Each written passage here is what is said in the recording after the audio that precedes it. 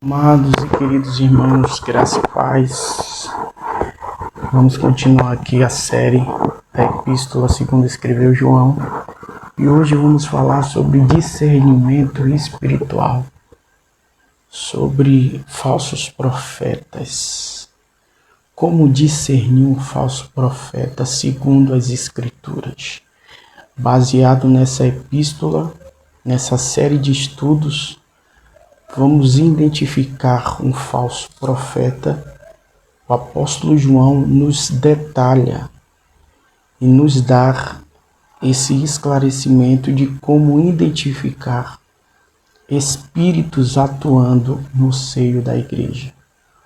Olha o que ele diz aqui: amados, não creiais em todo espírito. Amados, não creiais em todo o espírito, tá? Vamos amadurecer esse assunto, é o que João está dizendo. Não receba tudo, não creiais em todo o espírito, vírgula, mas provai se os espíritos são de Deus. Então não é pecado você provar os espíritos, você tentar, identificar, discernir se o espírito é de Deus ou se não é.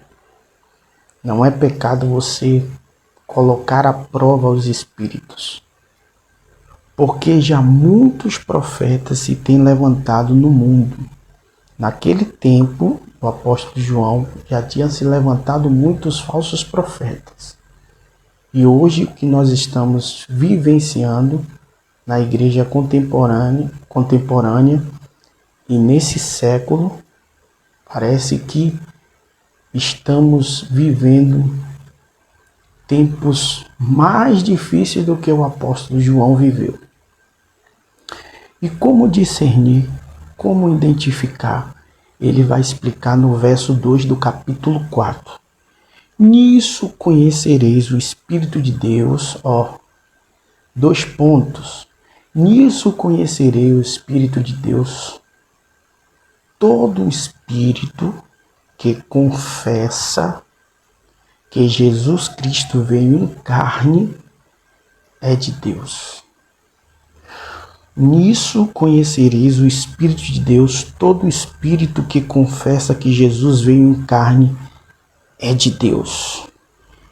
E todo espírito que não confessa que Jesus Cristo veio em carne não é de Deus, mas é o espírito do anticristo, do que já ouviste que há de vir, e eis que está já no mundo. Então, o espírito do anticristo já está no mundo. O espírito que está atuando nesse tempo do anticristo já está no mundo e está no seio da igreja.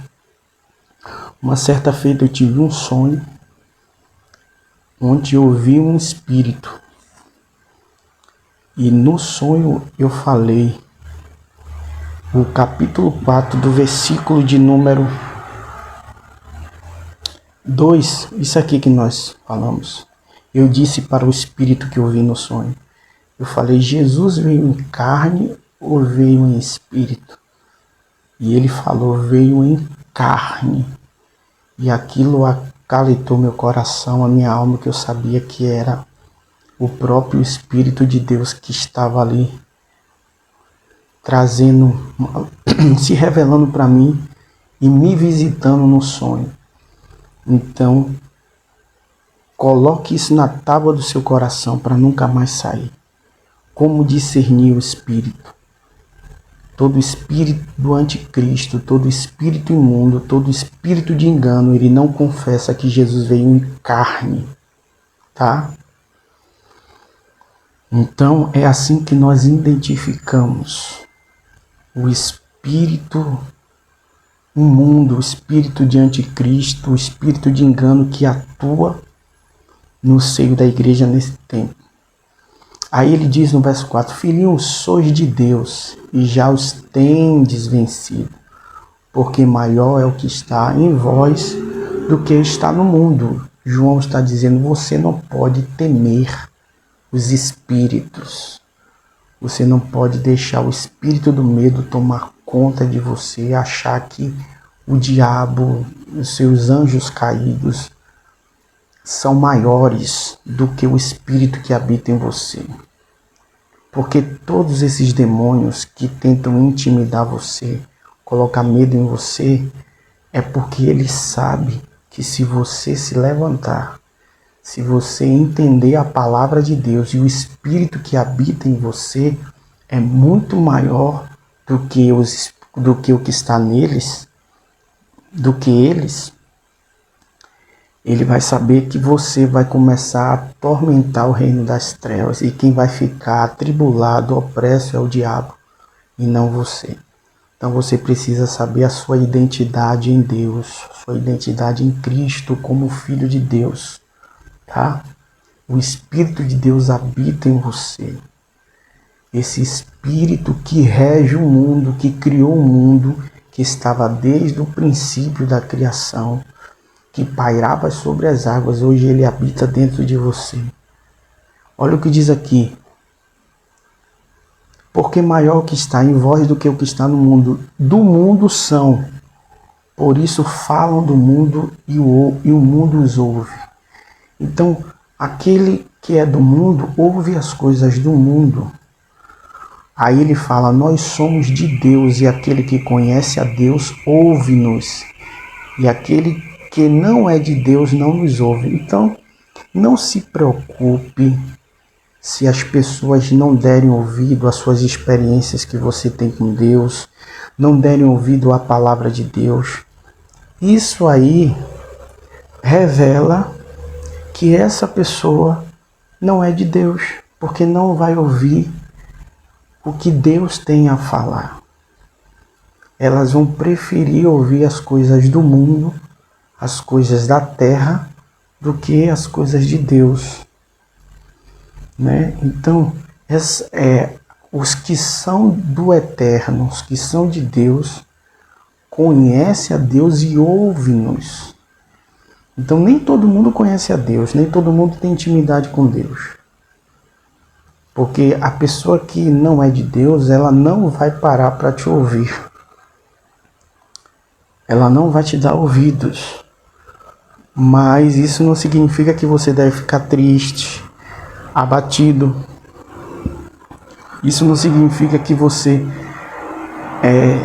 deve ficar com sentimento de inferioridade porque as pessoas não te ouvem. Pelo contrário, você precisa amadurecer e entender que até o próprio Cristo foi rejeitado.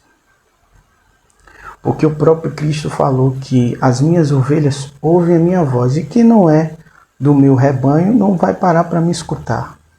A Bíblia diz que ele veio para os seus e os seus não o receberam. Então, se Jesus foi rejeitado, se tentaram até apedrejar Jesus, se os próprios discípulos, dos 70 discípulos que Jesus teve, 12 era que era os que andavam com eles mais íntimos.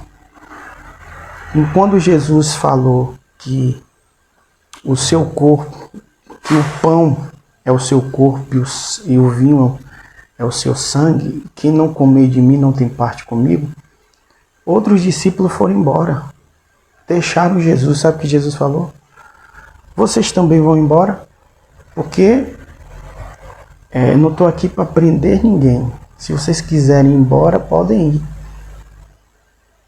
E aí Pedro falou, Senhor, para onde iremos nós se só o Senhor tem palavra de vida eterna? Então quem é de Deus, ouve a Deus. Quem é de Deus permanece, fica. E quem não é de Deus, vai embora, deixa de seguir, sai do grupo. Entende? Por quê? Porque não faz parte deste rebanho, não faz parte desse corpo. Então é bom a gente amadurecer a respeito dessa verdade. Aí olha o que o texto fala na parte B do verso 6. Nisso conhecemos nós o espírito da verdade e o espírito do erro. Nós somos de Deus, e aquele que conhece a Deus ouve-nos, e aquele que não é de Deus não nos ouve. Nisso conhecemos nós o espírito da verdade e o espírito do erro. Quem está no erro não vai dar ouvido. Quem está no erro não vai parar para escutar. Quem está no erro vai se sentir incomodado. Quem está no erro não quer ser confrontado. Então, todo aquele que é de Deus, mesmo estando no erro, ele para por vir. Ele faz parte do rebanho de Cristo. Ele sabe que Deus está falando com ele. Ele sabe que Deus quer alinhar ele segundo a sua vontade. Ele sabe que ele precisa de uma palavra para ser edificado, para ser reconstruído por Deus. Mas aquele que tem o espírito do erro não permanece, não fica, continua seguindo as suas filosofias, a sua forma de viver a vida, e são como o apóstolo João diz em 1 Timóteo. Vamos ler aqui rapidinho. Olha o que o apóstolo João vai falar. Eu acho que é 1 ou é 2 Timóteo. Olha o que ele diz aqui para a gente encerrar. Aqui. Olha o que ele diz aqui. 2 Timóteo 4, versículo 3. Porque virá o tempo em que não sofrerão a sã doutrina, mas tendo comichão nos ouvidos, amontarão para si doutores conforme as suas próprias concupiscências. Então o que é que acontece nesse tempo? As pessoas não vão suportar a doutrina de Jesus, a doutrina de Cristo, a doutrina dos apóstolos. O que é que elas vão fazer? Não permanecem no rebanho. Elas vão procurar doutores que tenham palavras para mexer com seus sentimentos, a massagear o seu ego. Elas não querem ser confrontadas. Elas não querem viver uma vida de santidade segundo a palavra de Deus.